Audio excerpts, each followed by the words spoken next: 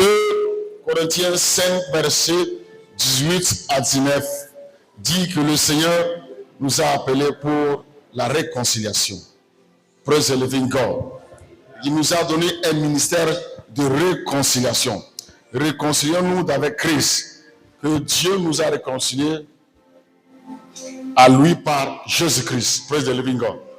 Et tout cela vient de Dieu qui nous a réconciliés avec lui par Christ et qui nous a donné le ministère de la réconciliation. Et car Dieu était en Christ, réconciliant le monde avec lui-même et n'imputant pas aux hommes leurs offenses. Et il a mis en nous la parole de la réconciliation. Praise the living God. La parole de Dieu dit que tous ont péché et sont privés de quoi? De la gloire de Dieu. Et maintenant le Seigneur Jésus est venu pour nous réconcilier avec le Père. Parce que nous étions en conflit avec le Père. Nous avions des offenses. Nous étions dans les offenses. Et le Seigneur est venu pour nous réconcilier avec le Père. Et maintenant, il nous a donné quel ministère? Il nous a donné quel ministère? Ministère de la réconciliation. Cela voudrait dire que nous sommes réconciliés et maintenant notre devoir c'est de faire quoi? De faire quoi? Je n'entends pas. De faire quoi? Notre ministère c'est de faire quoi? C'est la réconciliation. Donc notre devoir c'est de réconcilier les autres avec le Père. Pas avec Jésus, avec Dieu. Praise the living God. C'est Jésus qui nous a réconciliés. Regarde, on va lire ça. Car Dieu était en Christ. On va retourner le verset. Et tout cela vient de Dieu, qui nous a réconciliés avec lui. Dieu nous a réconciliés avec lui par Christ. Vous avez compris? Dieu nous a réconciliés avec lui par Christ. Et qui nous a donné maintenant le ministère de la réconciliation. Il t'a donné quel ministère? Donc, toi, tu es maintenant au centre. N'est-ce pas? Si toi, tu es réconcilié, maintenant, toi, tu dois réconcilier les autres d'avec Dieu. Voilà, acclame Jésus pour ça. Verset 19. Car Dieu était en Christ, réconciliant le monde avec lui-même. Et n'imputant pas aux hommes leurs offenses, il a mis en nous la parole de la réconciliation. Donc ça veut dire que maintenant que nous nous présentons devant quelqu'un, nous devons avoir quelle parole? Donc chaque jour que nous venons ou nous sortons, tout ce que nous faisons, de notre bouche doit sortir quelle parole? La parole de la réconciliation. Praise the living God. C'est quoi la parole de la réconciliation? C'est d'aller annoncer à quelqu'un que Jésus est Seigneur, il est Sauveur. Et quand la personne accepte que Jésus est Seigneur et Sauveur, la personne est réconciliée avec. Donc notre devoir, chaque jour, chaque instant, c'est de réconcilier les hommes avec Dieu. C'est notre ministère. Praise the living God. Mais ce soir, nous allons apprendre une chose. Nous allons apprendre sur ce qu'on appelle les Gabaonites. Praise the living God. Et nous allons prier pour ça. Les Gabaonites. Protégeons, on va écrire comme titre, protégeons nos Gabaonites. Protégeons nos Gabaonites. Alléluia. Quelqu'un connaît les Gabaonites, non? C'est pas ceux qui viennent de Gabon. Hein? C'est pas gabonais. Bon, on va lire Josué 10 à partir du premier verset. Josué chapitre 10. Praise the living God. Josué chapitre 10. Dis avec moi les Gabonites. Les Gabonites. Voilà. Adoni-Sédek, roi de Jérusalem, apprit que Josué s'était emparé d'Aï et l'avait dévoué par interdit, qu'il avait traité Aï et son roi comme il avait traité Jéricho son roi, et que les habitants de Gabaon avaient fait la paix avec Israël et étaient au milieu d'eux. Attends là-bas d'abord. Adoni-Zédek, c'est le roi de Jérusalem, au temps de Josué. Praise the living God. Je sais que les gens connaissent le roi de Jérusalem comme Melchisedec. Vous allez voir les deux noms, Adoni-Zédek et Melchisedec. Adoni-Zédek veut dire le Seigneur de la justice. Mais de quelle justice? Question. C'est un roi opposant, un roi païen, qui était à Jérusalem au moment où Josué et le peuple devraient aller prendre possession de Canaan. Quelqu'un me comprend? C'est les Amoréens. La Bible dit que quand Adoni-Zédek, il a appris comment Josué avait traité Aïe de tout le peuple. Et il a appris aussi comment Josué avait traité Jérusalem. Josué avait traité Jéricho et sa ville. Il a appris ces choses et il était vraiment dans une grande crainte. Il dit, si nous laissons ces gens-là, et nous voyons aussi que les Gabonites sont allés faire la paix avec Josué. Or, Gabon est plus puissant que Aïe. Gabon, la ville de Gabon, le territoire de Gabon, leurs armées, ils sont très puissants. Mais ils sont venus faire la paix avec Josué. Praise the living God. Ils ont dit non, nous ne voulons pas que tu nous détruises. Nous savons que vous êtes puissants. Nous savons que vous avez un Dieu très puissant. Donc nous sommes venus pour faire la paix. Ils ont même menti à Josué et ils sont infiltrés dans le peuple de Dieu. Praise the living God. On continue, vous allez voir, verset 2. Verset 2. Il eut alors une forte crainte, c'est-à-dire Adoni-Zédek. Et Gabon était une grande ville, comme une des villes royales, plus grande même qu'Aïe, et tous ces hommes étaient vaillants. Allons-y. Adoni-Zédek, roi de Jérusalem, fit dire à Oram, c'est-à-dire il est allé voir, les noms là c'est bizarre quoi. Il est allé voir 4 rois. Ok? 4 rois associés à lui, ça fait 5 rois. On quitte là-bas. Verset 4. Montez vers moi et aidez-moi afin que nous frappions Gabon. Vous avez compris? Il allait voir 4 rois. Il dit, montez vers moi, aidez-moi pour que nous frappions Gabon, car elle a fait la paix avec Josué et les enfants d'Israël. C'est-à-dire qu'ils étaient dans un territoire. Tous là, ce sont des Cananéens. Et 5 rois. Maintenant, il y avait aussi les Gabonites. D'abord, quand ils sont sortis, il y a Jéricho. Après avoir combattu Jéricho, il y avait Aïe. Après avoir combattu Aïe, il fallait aller attaquer les Gabonites. Et quand les Gabonites ont vu, ils disent, nous savons que je suis là, on ne peut pas. Il faut qu'on aille faire la paix. Et ils sont allés faire la paix. Maintenant, quand ils ont fait la paix, ceux qui sont les territoires qui sont derrière Gabon, surtout Adoni-Zédek là, il dit, nous devons nous mobiliser pour aller frapper Gabon, parce que Gabon est allé faire la paix avec Josué. Vous avez compris? Donc, et ils sont mobilisés aussi. Ils sont mobilisés 5 rois contre Gabon.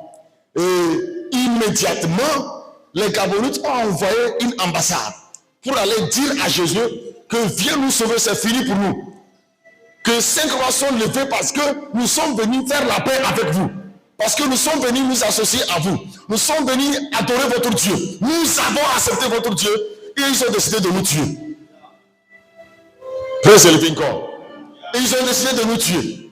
Et comme il n'y a pas le temps, je vais résumer. Dieu dit à Josué, ne les crains point. Ils sont 5 rois puissants, mais ne les crains point. Tu vas les abattre, tu vas les anéantir, tu vas les piétiner. Et effectivement, Josué allait à la guerre. Quand Josué allait à la guerre, la poursuite a commencé. Et Dieu lui-même a fait tomber des pierres sur toutes ses armées. Et ceux que Dieu a fait tuer par les pierres étaient plus nombreux que ceux qui sont tués par l'épée. Et regardez ceci.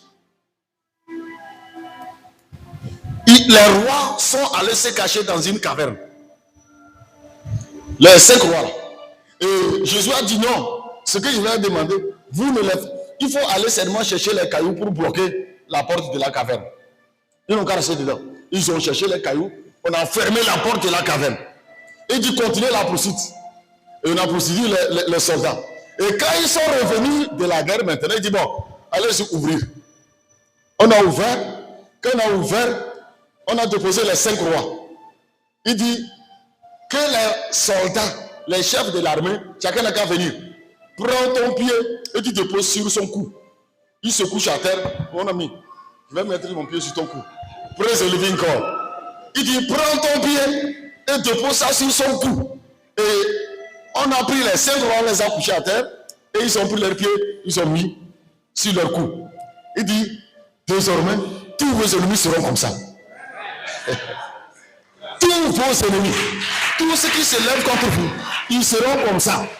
Que vous allez toujours avoir les pieds sur la nuque ou sur le cou de vos adversaires. Ils seront toujours à terre. Et c'est comme ça, il a posé une action prophétique.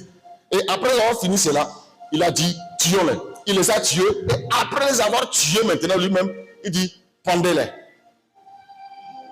On les a pendus sur les arbres. Et ce qui m'étonne, je ne sais pas comment ces Gabonites ont fait. Tout ce qui s'oppose aux Gabonites, Dieu toujours dit qu'on n'a qu'à les pendre. Quand j'ai étudié la Bible, c'est ce que j'ai vu. J'ai vu dans 2 Samuel 21, il y a une famine de 3 ans qui a sévi sur le territoire d'Israël.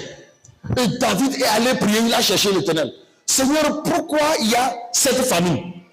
Dieu lui dit que vous avez touché à un peuple qui avait fait la paix avec vous. Du temps de David, il y eut une famine qui dura 3 ans. David cherchait la face de l'Éternel et l'Éternel dit, c'est à cause de Saül et de sa maison sanguinaire. C'est parce qu'il a fait périr les gens ne lisent pas. Parce qu'il a fait périr les... Vous comprenez? C'est vrai, il dit protégeons nos Gabonites. Il a fait périr les Gabonites. C'est parce que Saül a fait périr les Gabonites que Dieu a laissé que 3 ans de sécheresse. 3 ans sans pluie. Verset 2. Le roi David appela les Gabonites pour leur parler. Les Gabonites n'étaient point d'entre les enfants d'Israël. Vous avez compris? Ils ne sont pas dans votre église. Les Gabonites ne sont pas dans votre église. Pour le moment. Mais c'était un reste des Amoréens. Les enfants d'Israël s'étaient liés envers eux par un serment. Et néanmoins, Saül avait voulu les frapper. Ils ont eu une alliance avec les enfants d'Israël au temps de Josué. Vous avez compris? Au temps de Josué. Et dans ce serment-là, les enfants d'Israël devraient les protéger, devraient les garder chaque fois qu'il y a un problème. Maintenant, Saül, dans son zèle amer, poussé par n'importe quel démon, ne sait pas, c'est ces gens-là que lui allait tuer. J'arrive. Dans son zèle pour les enfants d'Israël et de Judas, ce n'est pas pour tuer, c'est pour les hommes. Allons-y. David dit aux Gabonites, que puis-je faire pour vous et avec quoi ferai-je expiation? C'est-à-dire, qu'est-ce que je vais faire pour que vous puissiez nous pardonner? Que ferai-je pour l'expiation afin que vous bénissiez l'héritage de l'Éternel? Vous comprenez? Il doit bénir, les Gabonites doivent bénir l'héritage de l'Éternel. Les Gabonites lui répondirent, ce n'est pas pour nous une question d'argent et d'or avec Saül et avec sa maison. Et ce n'est pas pour nous qu'il appartient de faire mourir personne en Israël. Et le roi dit, que voulez-vous donc que je fasse pour vous? Il dit, nous ne demandons pas l'argent, nous ne demandons pas de l'or, nous ne demandons pas quelque chose. David dit maintenant, qu'est-ce que je vais faire pour que vous puissiez nous pardonner? Voilà. Il répondit au roi, puisque cet homme nous a consumés et qu'il avait le projet de nous détruire pour nous faire disparaître de tous les territoires d'Israël, que le projet de Saül, c'est de nous empêcher de venir à l'église. Le projet de Saül, c'est d'empêcher la réconciliation. Le projet de Saül, c'est de nous faire disparaître. Qu'on nous livre cet homme d'entre ses fils. Or, il avait combien de fils? Saül avait combien de fils? Saül avait combien de fils? Saül avait combien de fils? Il avait eu combien de fils? Ici, là, ça fait 7. Et Mephibosheth, ça fait combien? Et Jonathan qui est mort, ça fait combien? Voilà. Donc, et nous les pendrons devant l'Éternel à Gibea de Saül, le lieu de l'Éternel, et le roi dit, je les livrerai. Vous avez vu ce qu'il dit? Qu'on nous livre 7 hommes d'entre ses fils, et nous les pendrons devant l'Éternel à Gibea. Je ne sais pas si vous comprenez quelque chose. Les rois là, qui ont attaqué Gabonite, qu'est-ce qu'on les a fait? On les a pendus. Et ceux-ci aussi, on les a fait quoi? On les a pendus. Quelqu'un me comprend? Et le roi dit, je les livrerai. Maintenant, allons-y. Verset 7. Le roi épargnait Mephibosheth. Or, vous savez, Mephibosheth, c'est le fils de Jonathan. Lui, il n'a pas les pieds. Donc, dans toute la maison de Saül, qui a attaqué les Gabonites pour les exterminer, on a laissé seulement un perclus. C'est un paralytique. C'est lui qu'on a laissé. On a pris les fils vaillants, on les a allés les pendre, on les a tués tous. Parce que leur papa a attaqué les Gabonites. Praise the living God. Si nous lisons Matthieu 18, nous allons voir que le Seigneur a dit de laisser venir à lui les petits enfants. Et à partir de verset 5, à partir de verset 5, on dit, quiconque reçoit en mon nom un petit enfant comme celui-ci, me reçoit moi-même. Et le verset 6 dit, mais si quelqu'un scandalisait un de ces petits qui croient à moi, il faudrait mieux pour lui qu'on suspende à son cou une meule de moulin et qu'on le jette au fond de la mer. Quelqu'un me comprend? Est-ce que quelqu'un comprend où je suis en train d'aller? Le Seigneur dit, laissez à moi venir les petits enfants. Et si quelqu'un va vouloir scandaliser un de ces petits enfants qui viennent à lui, quand on parle de petits enfants, on ne parle pas de petits enfants ou loulou. On parle de ceux qui sont humbles. On parle de ceux qui reconnaissent la puissance et la seigneurie de Jésus-Christ. En tant que Seigneur et Sauveur, ils viennent à lui pour être réconciliés. Ils viennent à lui humblement, ceux qui appartiennent à Dieu.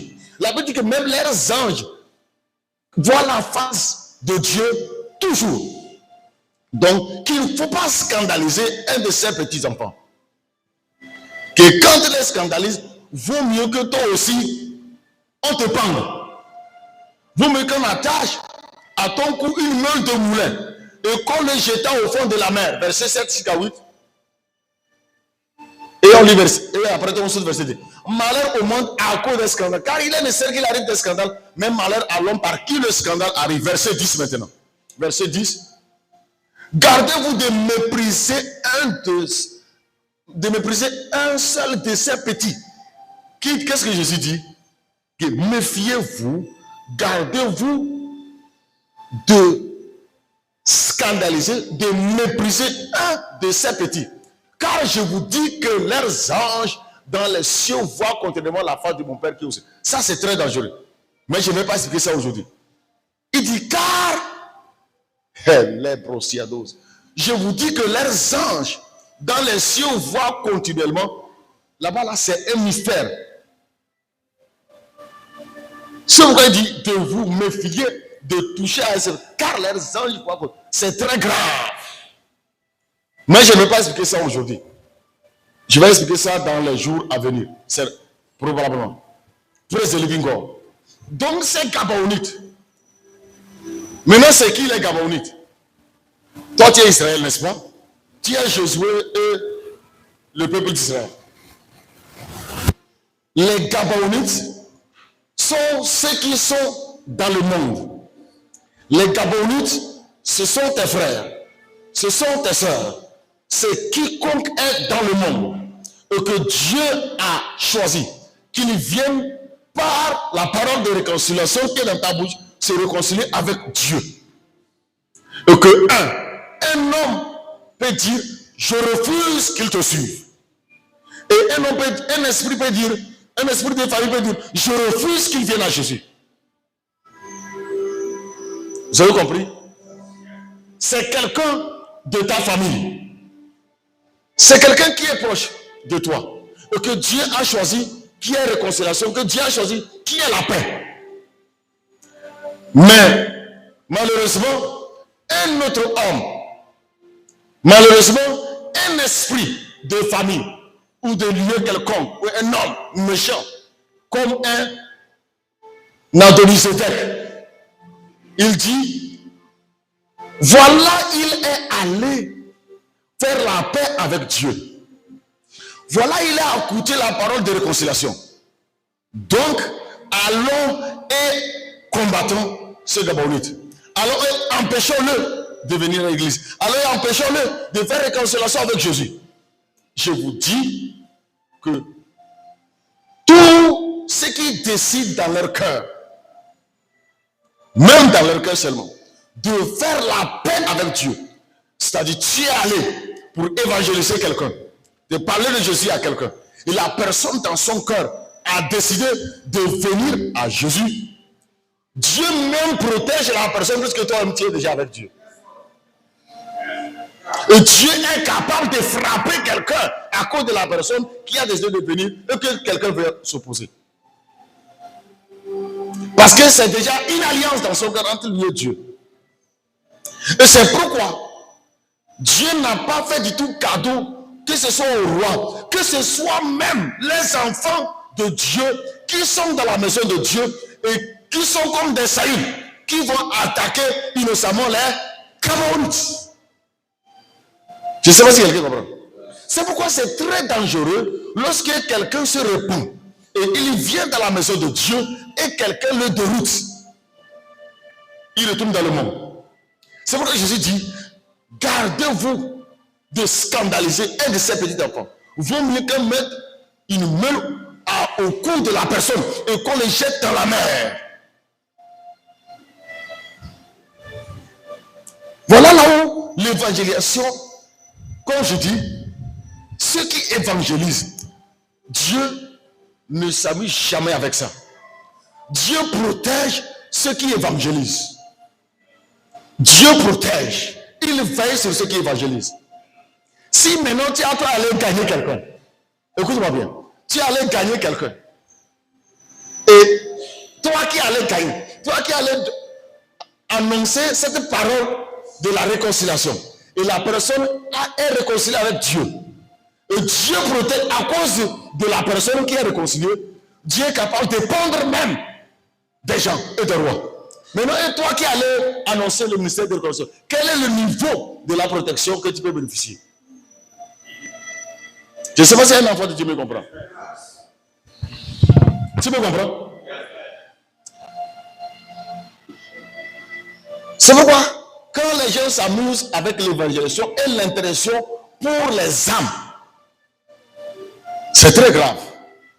J'avais dit dans les temps antérieurs que si quelqu'un veut la protection et la faveur, c'est d'intercéder et d'aller parler, intercéder pour les âmes et d'aller annoncer cette parole de réconciliation. C'est de ça que le Seigneur parle. C'est de ça qu'il dit, gardez-vous de mépriser un de ces petits. Car je vous dis que les anges dans les cieux voient continuellement la face de mon Père qui est dans les cieux. Parce que ce ne sont pas tous les anges qui voient la face de Dieu au ciel. Ce ne sont pas tous les anges qui voient la face de Dieu au ciel. Quelqu'un me comprend? Je vais revenir sur ça. Ce n'est pas tout le monde, ce n'est pas tous les anges qui voient la face de Dieu au ciel. Il y a des anges qui entendent seulement la voix de Dieu. Mais il y a d'autres qui voient la face de Dieu. Face à face. Praise the living God. Donc si toi tu es un ange qui voit la face de Dieu, you are untouchable. Tu deviens intouchable. Et quand il scandalise un de ses petits enfants, c'est vrai dire pendaison. Praise the living God. Donc c'est soit qui veut une protection sans faille. Une protection sans faille. Donc qu'est-ce qu'il faut faire? Non seulement tu as annoncé, ou bien tu annonces la parole de réconciliation, mais fais de telle sorte que tes Gabonites soient toujours en sécurité. Lève-toi comme Josué pour aller les protéger, aller les défendre.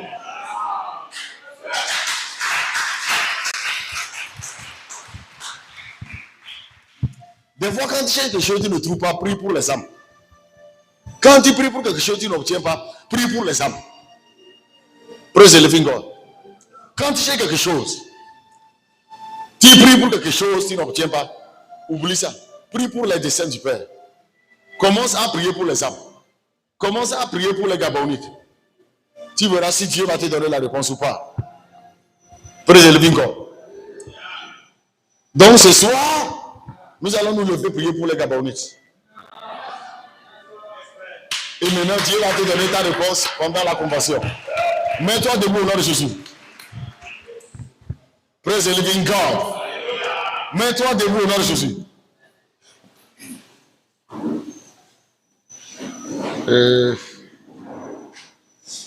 Je vais voir à la fin quelque chose. Praise the living God. Vous avez vu comment l'évangéliste est descendu en vitesse. C'est que ça le tient à cœur. Quand vous allez aller au ciel et que sur ta couronne il y a des étoiles, heureusement qu'il n'y a pas les jaloux au ciel. Praise the living God. Heureusement qu'il n'y a pas les jaloux au ciel. C'est aussi la terre qui a les jaloux. On peut éviter la jalousie sur la terre. Mais tu peux éviter ça ce soir. Dis Seigneur, je bénis ton nom. Je te rends grâce. Au nom de Jésus. Ce soir, toute personne que j'ai annoncé ta parole, toute personne qui a entendu la parole de réconciliation et que tu as choisi de sauver et qu'un homme ou un esprit empêche de demeurer dans ta présence, de demeurer avec toi, Seigneur, ce soir, traite-les comme ces 5 rois, traite-les comme Adonizédek et ses frères, que la pendaison spirituelle soit leur partage. Lève la voix et prie en Jésus.